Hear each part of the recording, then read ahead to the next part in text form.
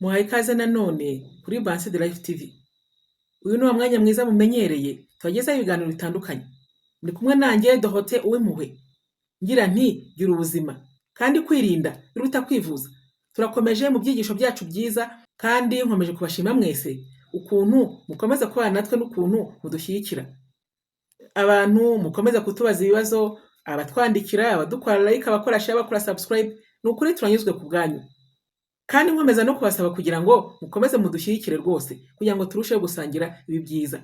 Tugiye kurera hamwe amategeko 7 azarinda amahoro yawe nyuma y'imyaka 40. Mu byigisho bitambutse twagiye tubona neza yuko abantu barengeje imyaka 40 n'abantu babasha kugera mu iterambere ibintu byose bigashoboka. Haba hakiri ibyiringiro. Ni imyaka myiza umuntu aba agomba gukora ibintu byose bimuryoheye, akikunda, akikundwakaza. Utagifite ibibazo ku bintu bikuzengurutse cyangwa ku bantu bakuzengurutse, ahubwo urimo kugenda wowe ubwawe ubushyira ibintu byawe ku murongo. Urimo gukurikira inzozi zawe zitagezweho mu myaka munsi ya 40. Rero aya mategeko 7 ni ngombwa yuko uyaha agaciro. Nuyaha agaciro uzagera mu myaka 40 irenga ufite amahoro y'umutima. Kandi umuntu wese ufite amahoro y'umutima abasha gukora n'ibintu rwose by'ibitangaza mu buzima. Rero ni ngombwa yuko muha agaciro ibi bintu. Turifashisha igitangazamakuru cya Stoic Legend. Itegeko rya mbere: mugore, mugabo, musore, mukobwa, ntugomba kwirukanka inyuma y'ibyiruka. Kubera yuko amasiganwa yose ntabwo ari ngombwa yuko ugomba kuyirukankamo. Ntabwo rero mu buzima bwawe ugomba gukora ibintu urimo gusiganwa. Kubera yuko akenshi baranavuga ngo iyihuse yabyaye ibihumye. Cyangwa se mo kimwe bakanavuga ngo pole pole ndiye mwendo, cyangwa se haraka haraka haina baraka. Rero iyo ugenda ukora ibintu byawe huti huti nta mugisha ubikuramo. Bimenye neza rero yuko imbaraga zawe zishingiye mu guhitamo amahoro, ntabwo zishingiye mu gusiganwa n'ibyiruka. Ujye ubibona yuko hirya no hino isi irazenguruka, ibintu byinshi birirukanka, ariko nushaka kwirukankana ngo ufate umuvuduko nk'uko isi irimo kuvuduka, uzatagangara. Uzajya kubona ubone neza yuko nta n'ikintu ugezeho. Rero ibintu byawe byose bikore gahoro gahoro. Bihe igihe. Twabonye neza yuko mu gihe ibintu byose birashoboka, ariko ushatse gukora ibintu vuba na bwangu birangira nta na kimwe wasohoje. Ari nayo mpamvu umunyarwanda yaravuze ngo isura isambira byinshi igasohoza bike. Mwebwe abarundi sinzi ukuntu mubivuga. Rero hitamo amahoro yawe we kwirukanka inyuma y'ibyiruka. Itegeko rya kabiri: iyo uzi agaciro kawe mu buzima, wirinda kwirukanka inyuma y'abantu batakwirukankaho. Wirinda kwirukanka inyuma y'abantu batagukeneye mu buzima bwabo. Wirinda guhitamo abantu bataguhitamo. Rero hitamo umuntu uguhitamo. Kunda umuntu ugukunda. Nibwo ubuzima bwawe buzajya bugenda neza. Uramenye utazajya ubabazwa n'abantu ngo ntibagukunda. Nta muntu utegetswe kugukunda. Umuntu umwe rukumbi utegetswe kugukunda ni wewe wenyine. Rero uramenye agaciro kawe ubwako karahagije. Rero hitamo abantu bakwiriye kubahitamo. Ni abantu rero nawe baguhitamo. Itegeko rya gatatu rero: bimenye neza yuko iyo umuntu agutaye ntabwo aba agutaye ntubugize ibyago, ahubwo aba akweretse icyerekezo cyiza ugomba gukurikira. Abaguhumuye amaso kugira ngo ukore noneho ibintu mu buryo bwiza kandi bwa nyabwo. Abaguhumuye amaso kugira ngo ujye mu cyerekezo gishyashya wa atarimo.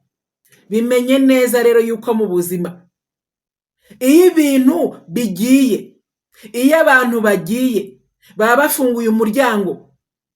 Iyo ibintu ushaka bigiye, iyo abantu ushaka bagiye, baba bafunguye umuryango kugira ngo ibintu ukwiye bize, cyangwa abantu ukwiye bize, abantu bagukwiye baze. rero uramenya utababazwa nuko abantu bakubiriye mu buzima. Itegeko rya 4 rero, itoze kurangizanya n'abantu utarakaye. Rekeraho kwisobanura ku bantu badashaka kumva.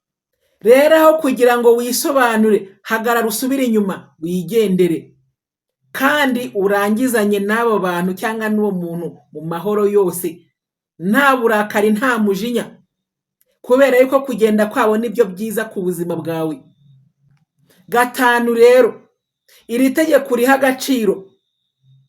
Wanyuze mu buzima busharira mu bintu byinshi bitandukanye, bimenye neza yuko rimwe na rimwe ubwonko bwawe buba bwiteguye gukira, ariko umutima wo uba ugishaka igihe. Rero kiri ibikomere byawe buhoro buhoro, shaka ibintu bituma ukira ibikomere byawe, kandi wirinda ibintu byagukomerekeje, wirinda n'abantu bagukomeretsa. Ntabwo ushobora gukira igikomere, ikitera igikomere kikiri iruhande rwawe. Rero bimenye neza yuko nubwo ubwonko bwawe bwakubwira ngo igihe cyo gukira kirageze, ariko bimenye neza ko ni hahandi umutima ubyanga, ukumva urasuherewe. Rero wishyiraho imbaraga, wikwiha pressure kugira ngo ubashe gukira, ahubwo kira gahoro gahoro. Gukira buhoro buhoro uzabishobozwa n'iki? Nuko ugenda ukora ibintu bikwibagiza ya mibabaro wari urimo, ibintu bikwibagiza ba bantu bakubabazaga. Urimo kubana n'abandi bantu bashyashya, urimo gukora ibintu bishyashya, urimo guhura n'abantu bashyashya. Itegeko rya 7, bimenye neza rero yuko agaciro kawe ntabwo kagombera amatora y'abantu, ntabwo kagombera gurupe y'abantu rwose igomba kubyemeza yuko ufite agaciro. Ufite agaciro, babyemera batabyemera, ahubwo se wowe urabizi yuko ufite agaciro. Rero iyo uzi neza yuko ufite agaciro, ibyemezo byawe, ibintu ukunda, ibintu ushaka, ubikoraho bitagombeye ko hari abantu bavivura cyangwa bakwemerera ngo ubikore. Bikore nkawe rero, bikore nkawe kandi utitaye ku maso yabo, bikore nkawe utitaye ku cyo bazakuvuga, kubera ko n'ubundi ngo uwanze kuvugwa yaheze mu nda ya nyina. Bipfa ko ari ibintu bikuzanira inyungu, bipfa ko ari ibintu bikuzanira amahoro, bipfa ko ari ibintu bituma wiyungura mu iterambere ryawe, bipfa ko ari ibintu bituma urushaho kuryoherwa n'ubuzima, bipfa ko ari ibintu bituma urushaho kumva uguwe neza.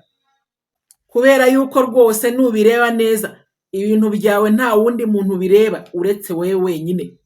Rero bizirikane neza ko ufite agaciro. Nubwo abantu bagusuzugura, ntabwo bazi uwo uriwe, ntibazi n'uwo uzaba we, nibagende gahoro rero.